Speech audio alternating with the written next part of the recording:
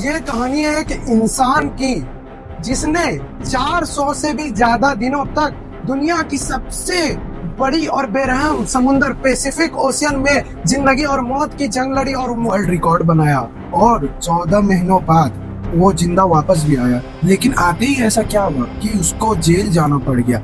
जानते हैं इस वीडियो में पूरी कहानी।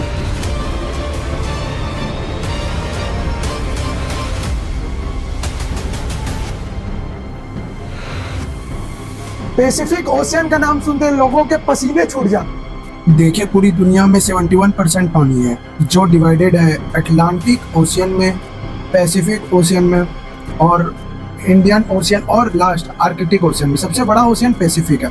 यह इतना बड़ा है कि जमीन का कुछ हिस्सा जो 165 मिलियन किलोमीटर स्क्वायर बनता है, यह ओशियन अकेला 148 किलोमीटर स्क्वायर को निगल सकता है। इस ओशियन पर कुछ ही आइलैंड मौजूद है जो कि बहुत छोटे हैं और कुछ तो ऐसे आइलैंड है कि जिन पर आज तक कोई इंसान जा भी नहीं सका। अब अगर गलती से कोई इंसान पैसिफिक ओशियन में गुम हो जाए तो उसे ढूंढना तकरीबन नामुमकिन है। पैसिफिक ओशियन में 14 महीनों तक जिंदा रहने वाले इंसान का नाम था जो साल्वाडोर एल्वारेज। इस इंसान के पास 7 फुट की छोटी सी बोट थी जिस पर सीधा लेटा भी नहीं जा सकता था, और यह बंदा 1 साल से भी ज्यादा इस बोट पर जिंदा भी रहा। समंदर के बेरहमी का मुकाबला किया और वर्ल्ड रिकॉर्ड भी बनाया जो आज तक कोई और इंसान तोड़ भी नहीं सकता। जो सिर्फ अपनी किस्मत से मजबूर था कि वह इस बदतर मुश्किल में फंस गया। यह बात है 2012 की, और जो 36 साल का एक एक्सपीरियंस मछुआरा था जो कि मैक्सिको के एक गांव में रहता था। 17 नवंबर 2012 को जोश और उसका साथी मिलकर फिशिंग करने निकलते हैं। रोज की तरह अपनी 7 फुट की छोटी सी बोट पर इस बोट पर ज्यादा दूर जाकर मछली नहीं पकड़ सकते थे क्योंकि बोट बहुत छोटी थी जिस पर एक इंजन और एक ही फ्रीज था, तो यहाँ पर कुछ ही मछलियाँ पकड़ सकते थे। दोनों ने 30 घंटे में वापस आने का फैसला किया। दोनों निकल पड़ते हैं। मैक्सिको के किनारे से 120 किलोमीटर दूर अपनी जाल समुद्र में बिछा रहे थे कि अचानक एक खतरनाक समुद्री तूफान उनको अपनी तरफ आता दिखता है। वक्त बचाने के लिए वह जाल को वहीं छोड़कर और बोट को फुल स्पीड में भगा देते हैं। दरअसल 6 घंटों तक किनारे से 20 किलोमीटर दूर थे कि बोट का इंजन अचानक खराब हो जाता है। उनको किनारा भी दिख रहा था और उनका गांव भी तूफान काफी पीछे रह गया था। उनके पास एक रेडियो था जिसके जरिए वह लोकेशन अपने बॉस को भेज दिया और जवाब का इंतजार करने लगे। किस्मत इतनी खराब कि रेडियो का बैटरी भी डेड हो चुका था। एक तरफ वह किनारों को देख रहे थे, दूसरी तरफ अपनी तरफ आते तूफान को जो इतनी शिद्दत से आ रहा था मानो इनको जिंदा ही निगल जाएगा। तूफान के साथ हवाओं का शिद्दत भी इतना तेज था कि उनकी बोट किनारे से दूर होने लगी। कुछ ही देर में किनारा भी मज्जर से हट गया और तेज लहरें इनको दूसरी तरफ खींचने लगी। इनके बॉस तक जब तक वो मैसेज पहुंचा बहुत देर हो चुकी थी। बॉस ने एक सर्च पार्टी भेजी इनको ढूंढने के लिए, लेकिन हर गुजरते लम्हे जो उसकी बोट दूर से दूर होती गई। तूफान की वजह से यह लोग ना तो कुछ देख पा रहे थे ना कुछ समझ पा रहे थे कि अब वह किस जगह पर है और किनारा किस तरफ है। हैरानी की बात यह है कि सिर्फ 5 ही दिन में इनकी बोट किनारे से 450 किलोमीटर दूर पहुंच चुकी। छोटी बोट होने की वजह से वह उन्हें ढूंढ पाना और भी मुश्किल हो रहा था। ना इनके पास कोई फ्लेयर गन थी, ना इनके पास कोई ऐसी चीज आग लगाने के लिए ताकि ये धुएं से किसी और को सिग्नल दे के बुला सके।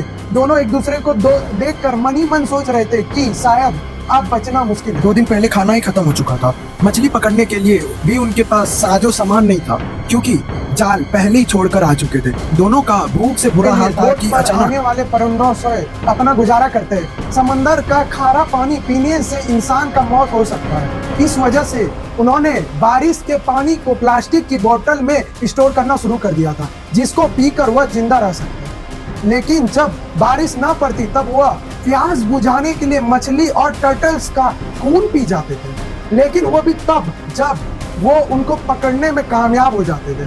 दिन गुजरते गए और कई महीने ये लोग जिस मेंटल टॉर्चर से गुजरे वो इमेजिन करना हमारे लिए बहुत मुश्किल है। आखिरकार जोश का साथी यह टॉर्चर बर्दाश्त न कर सका और 4 महीने के बाद उसने सुसाइड कमिट कर लिया और अब बोट पर सिर्फ जोश अकेला बचा था और उसके चारों तरफ पानी ही पानी था, जिसको देखकर उसको जिंदगी की कोई उम्मीद नहीं बच रही थी। लेकिन अपने हालात से तंग आकर और जैसे तैसे जिंदगी गुजार रहा था।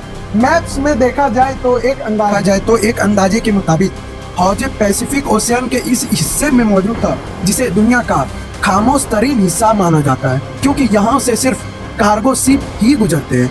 मैक्सिको के किनारे को छोड़े 6 महीनों से भी ज्यादा हो चुका था और इस दौरान जोश ने अपने साथी को भी खो दिया था। इस वजह से वह काफी ज्यादा फ्रस्ट्रेट हो चुका था।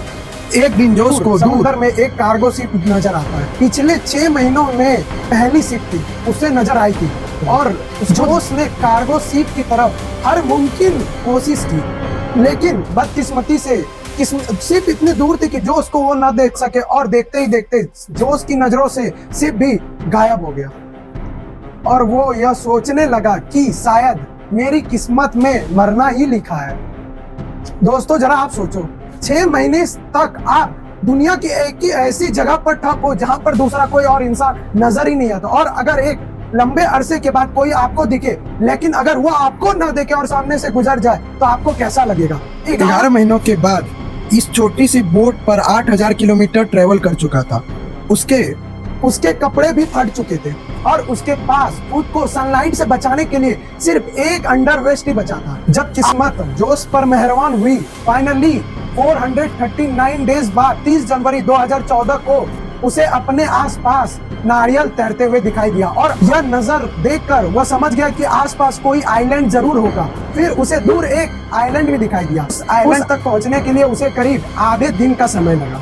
जैसे ही वो इस आइलैंड की तरफ पहुंचा तो बोट से जंप करके आइलैंड की ओर तैरने लगा और फाइनली उसे कुछ समय गुजारने के बाद वह एक ठोस जमीन पर पहुंच गया। दरअसल इस आइलैंड को इवॉन एटोनी कहा जाता है, जो कि दुनिया का सबसे छोटा आइलैंड है। यह ऊपर वाला का ही चमत्कार है कि हवाओं का रुख कुछ इस तरह से उसकी बोट को मोड़ दिया गया कि उसका बोट एक छोटे से आइलैंड की ओर ले गया। अगर वह गलती से इस आइलैंड तक नहीं पहुंच पाता या फिर थोड़ी सी हवाओं का रुख इधर से उधर होता तो वह आइलैंड तक कभी पहुंच ही नहीं पाता, और फिर अगर वह जिंदा बच पाता तो शायद 5000 किलोमीटर दूर से फिलीपींस के टापू को ही देख पाता। बट जो उसकी किस्मत अच्छी थी कि वह एक इवॉन एटोनी आइलैंड में पहुंच गया। यह उसके लिए एक वरदान साबित हुआ। माह महीने तक समुद्र में गुजारने के बाद वह पहली बार किसी जिंदा इंसान को देख रहा था।